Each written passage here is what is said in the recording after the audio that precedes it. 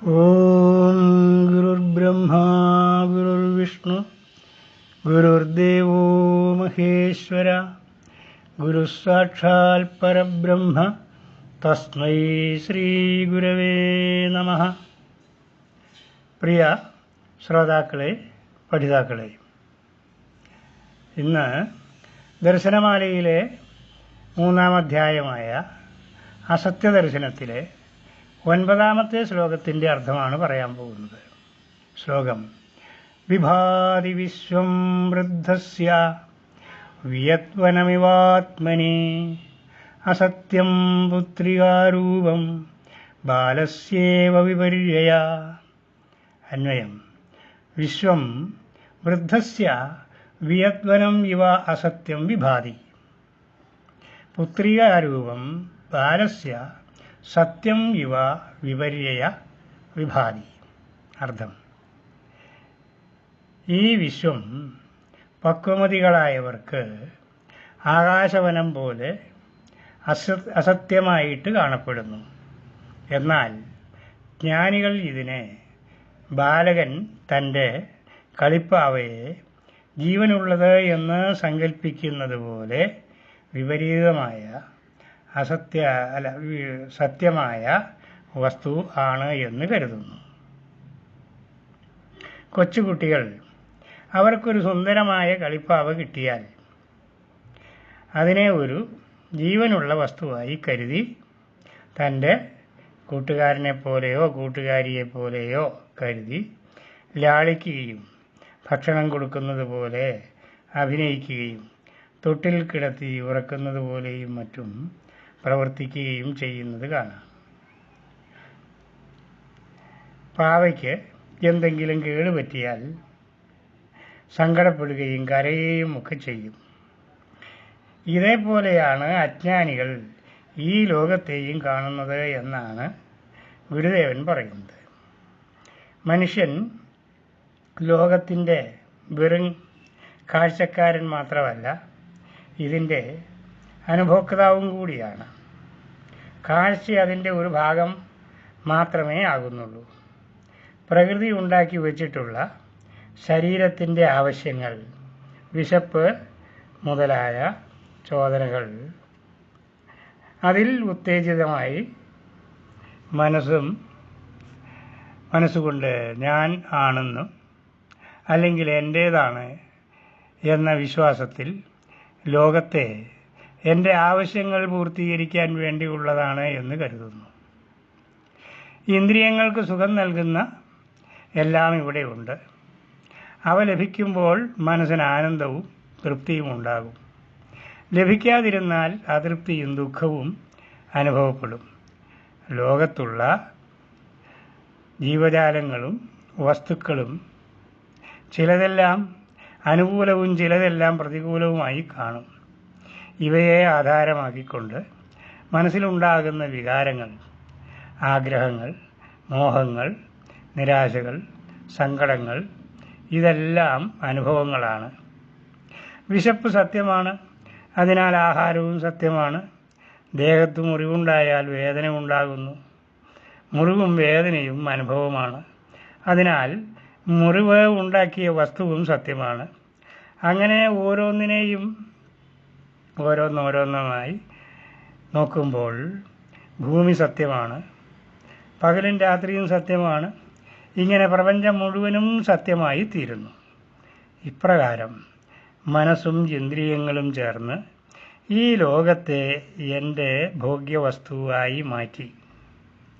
ജീവിതം എന്നത് ഇന്ദ്രിയാർത്ഥങ്ങളായുള്ള വിഷയങ്ങളെ തേടിയുള്ള പ്രയാണമായി മാറി. സുഖപ്രദങ്ങളായവയെ സ്വന്തമാക്കാനും ദുഃഖകാരണങ്ങളായവയെ പറ്റി അങ്ങനെയുള്ളവയെ നിവാരണം ചെയ്യാനും ഉള്ളവ പ്രവർത്തനങ്ങളാണ് കേവലധർമ്മം. ഭക്തന്മാർ നടത്തുന്ന പ്രാർത്ഥനകൾ താൻ വിചാരിച്ചാൽ നടക്കാത്ത കാര്യങ്ങൾ സാധിച്ചു കിട്ടാൻ വേണ്ടിയാണ്. മന്ത്രിയുടെ തന്ത്രവും തന്ത്രിയുടെ മന്ത്രവും സന്തതം സമ്പത്ത് സമ്പാദ്യമല്ലയോ? പ്രകൃതി ഉണ്ടാക്കിയ മോഹവലയിൽപ്പെട്ട് ലൗകിക സുഖഭോഗങ്ങൾക്കായി അലയുന്നവരെ അല്ലാതെ മറ്റ് ആരെയും കാണാനില്ല. തൻ്റെ സമ്പാദ്യത്തിൽ ഒരംശം നഷ്ടപ്പെട്ടാൽ പാവയ്ക്ക് കേടുപറ്റിയാൽ കരയുന്ന കുട്ടിയെപ്പോലെ കരയുന്നത് കാണാം. തനിക്ക് സുഖം തരുന്നവളെന്ന് കരുതുന്ന ഭാര്യയുടെ നിർദ്ദേശം അനുസരിച്ച് പെറ്റമ്മയെ അമ്പലത്തിൻ്റെ മുറ്റത്ത് ഉപേക്ഷിച്ച് പോകുന്ന മക്കളെയും കാണാം. കൃമിജന്മത്തിലും എളുതായി വരുമീ വിഷയസുഖം പദ നാരായണ ജയ എന്ന കീർത്തനത്തിൽ അല്പമെങ്കിലും ആർക്കെങ്കിലും വിശ്വാസമുണ്ടോ? മരിച്ചാൽ മക്കൾ പോലും തൊട്ടാൽ കുളിക്കുന്നതാണ് ഈ ദേഹം എന്ന കാര്യം എപ്പോഴെങ്കിലും ചിന്തിച്ചിട്ടുണ്ടോ? ഇല്ല. കാരണം ഇതെല്ലാം നിത്യവും സത്യവും ആണ് എന്നുള്ള ധാരണയിലാണ് എല്ലാവരും. ഇത്രയും പറഞ്ഞത് ഈ അജ്ഞതയിൽ നിന്നും മോചനം നേടേണ്ടതിൻ്റെ ആവശ്യകതയെ ഓർമ്മപ്പെടുത്താൻ വേണ്ടി മാത്രമാണ്. ബലവാൻ ഇന്ദ്രിയഗ്രാമോ വിധ്വംസമപി കർഷതി. അറിവുള്ളവരെ പോലും ഇന്ദ്രിയങ്ങൾ കീഴ്പ്പെടുത്തുന്നു. അതായത് മനസ്സിനെയും ഇന്ദ്രിയങ്ങളെയും നിയന്ത്രിക്കുക വിഷമമുള്ള കാര്യമാണ്. ഭക്തിമാർഗത്തെപ്പറ്റി ഇതിനു മുമ്പ് പറഞ്ഞതാണ്. സ്വാർത്ഥപൂർത്തിക്കുള്ള പ്രാർത്ഥനയുമായിട്ട് നടക്കുന്ന ഭക്തന്മാരെ അല്ലാതെ ഈശ്വരനിൽ സർവം സമർപ്പിച്ച ഒരു ഭക്തനെയും കാണാനില്ല. അതിനാൽ അറിവിൻ്റെ മാർഗമാണ് നല്ലതെന്ന് തോന്നുന്നു. നഹി ജ്ഞാനേന സദൃശം പവിത്രമിഹ വിദ്യതേ. ജ്ഞാനത്തിനു തുല്യമായി മറ്റൊന്നും ഇല്ല എന്നാണ് ഗീത പറയുന്നത്. വിഭാതി വിശ്വം വൃദ്ധസ്യ വിയദ്വനമിവാത്മനി. ഇവിടെ വൃദ്ധൻ എന്നതിന് ജ്ഞാനം കൊണ്ട് പൂർണ്ണത പ്രാപിച്ചവൻ എന്നാണ് അർത്ഥം. അങ്ങനെയുള്ള ആളുകളുടെ ലക്ഷണമാണ് ഇവിടെ പറയുന്നത്.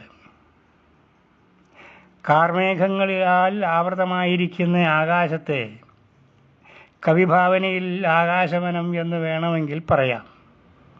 ആകാശവനം എന്നത് മിഥ്യയാണ് എന്നെല്ലാവർക്കും അറിയുകയും ചെയ്യാം. അതുപോലെ ജ്ഞാനി ഈ ലോകത്തെ മിഥ്യയായി കാണുന്നു. ഈ ലോകത്തെ സത്യമായി കാണുന്നവരുടെ അവസ്ഥയാണ് ചുരുക്കത്തിൽ ഇതുവരെ പറഞ്ഞത്. അവരെല്ലാം സംസാരസാഗരത്തിൽ മുങ്ങിക്കിടക്കുന്നവരുമാണ്.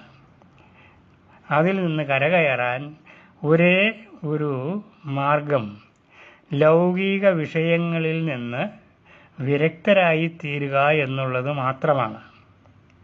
വിഷയവിരക്തി ഉണ്ടാകണമെങ്കിൽ വിഷയസുഖങ്ങളുടെ ക്ഷണികത, നിരർത്ഥകത എന്നിവയിൽ ബോധമുള്ളവരാകണം. അങ്ങനെയുള്ളവർക്ക് മാത്രമേ വിഷയവിരക്തി ഉണ്ടാവുകയുള്ളൂ.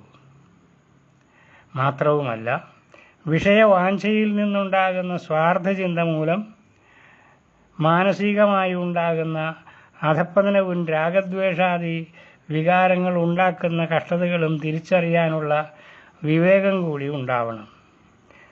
നിസ്സംഗമായ മനസ്സായിരിക്കുകയും വേണം. നിസ്സംഗനാകുക എന്ന് പറഞ്ഞതുകൊണ്ട് സർവസംഗപരിത്യാഗിയായ സന്യാസിയാകണമോ എന്നൊരു ചോദ്യമുണ്ടെന്ന് വരാം.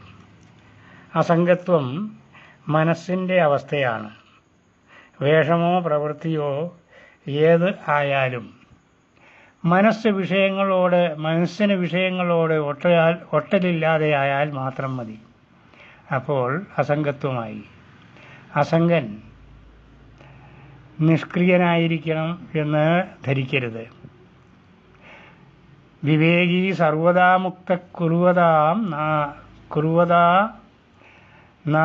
നാസ്തി കർത്തൃത അലേവ വാദമാശ്രിത്യ ശ്രീകൃഷ്ണജനകാദയ. പൂർണ്ണജ്ഞാനികൾ എല്ലാ കർമ്മവും ചെയ്തുകൊണ്ട് ശ്രീകൃഷ്ണൻ, ജനകൻ എന്നിവരെ പോലെ ഒന്നിലും ഒട്ടലില്ലാത്തവരും മുക്തന്മാരുമായിരിക്കുന്നു എന്ന് പറയുന്നു. ശ്രീകൃഷ്ണനും ജനക മഹാരാജാവും ഗൃഹസ്ഥാശ്രമ ജീവിതം നയിച്ചവരായിരുന്നു എന്ന് നമുക്ക് അറിയാം. ഭഗവത്ഗീതയ്ക്ക് തുല്യമായ ഒരു ആധ്യാത്മിക ഗ്രന്ഥം ലോകത്തിൽ മറ്റൊന്നില്ല. അങ്ങനെയുള്ള ഭഗവത്ഗീത ഉപദേശിച്ച ശ്രീകൃഷ്ണൻ അറിവിൻ്റെ പരിപൂർണതയിൽ അല്ലായിരുന്നു. അതുപോലെ ജനകൻ്റെ കാര്യവും പറയുകയാണെങ്കിൽ അദ്ദേഹവും അറിവിൻ്റെ പരിപൂർണതയിലായിരുന്നു.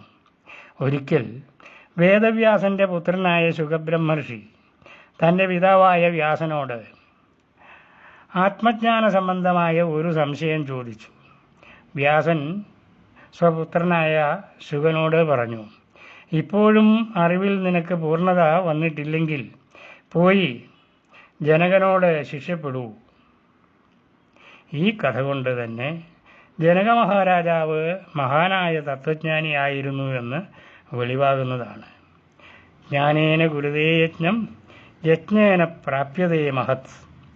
ജ്ഞാനത്തെ ആശ്രയിച്ച് പ്രവർത്തിച്ച് മഹത്വത്തെ പ്രാപിക്കപ്പെടുന്നു.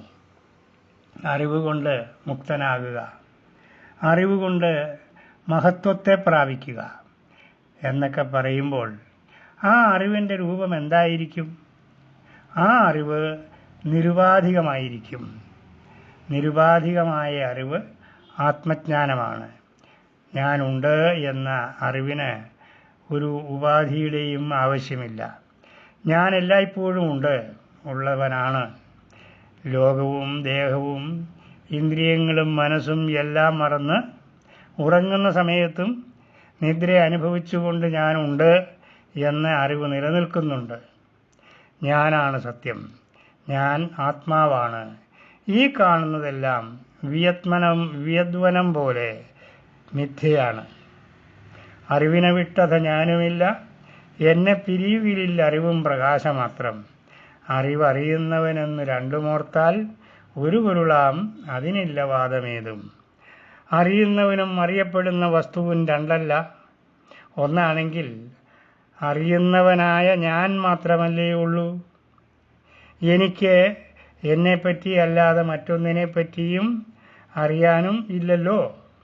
അതായത് ആത്മജ്ഞാനമല്ലാത്ത അറിവൊന്നും യഥാർത്ഥമായ അറിവല്ല. ഇന്നത്തെ ക്ലാസ് അവസാനിച്ചു. നമസ്കാരം.